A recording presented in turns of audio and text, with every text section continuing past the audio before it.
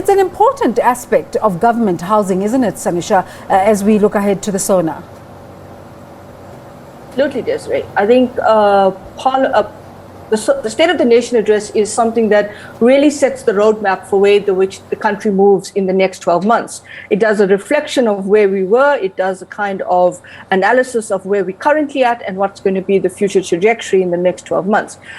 To pick up a few points that the minister had alluded to in that interview, talking about new cities, smart cities, or integrated developments programs that built around these cities like Lanseria, etc. I think they're important because once you create these kinds of cities or create these networks of development, you actually create an economy around it. And so that economy thrives with the kind of demand supply. There's a multiplier effect. There's a growth, and that's what growth is. A growth model is about a multiplier effect. And how do you then have people that are able to consume, buy, and also contribute to the way in which the growth is then defined? What I'm very concerned about is the idea that these cities can just become important multiplier effects or growth spurts for the economy.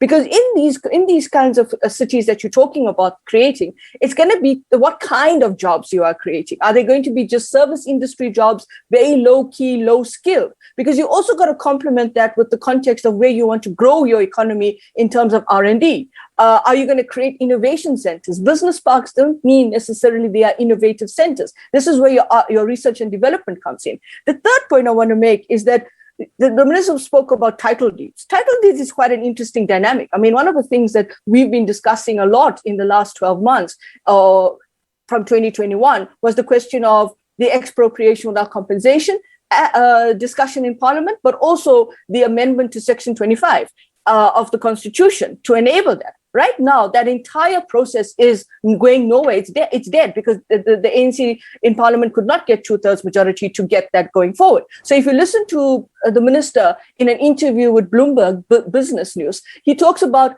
Constitution is only one aspect of this. The other aspect now is we're going to introduce new legislation around urban centers. And how do we create people, enable people to get title deeds and so forth? I think, again, we're going back to legislation, but some of this legislation is stuck. Then you've got the Employment Equity Act. Then you've got questions around local procurement. All of these things are going to be big issues for the president in terms of how does he reconcile his vision that he wants, whether it's housing, whether it's investment to actually stimulate housing, to kind of, as my colleague said, jumpstart the economy. But the ease of doing business is not there. The ease of doing business is caught up in bureaucratic red tape. The ease of doing business is also challenged by the fact that your structural reforms and your infrastructure projects are not actually stimulating the economy and so forth. So I think there's challenges here that also have to talk to not just whether an opportunity is created.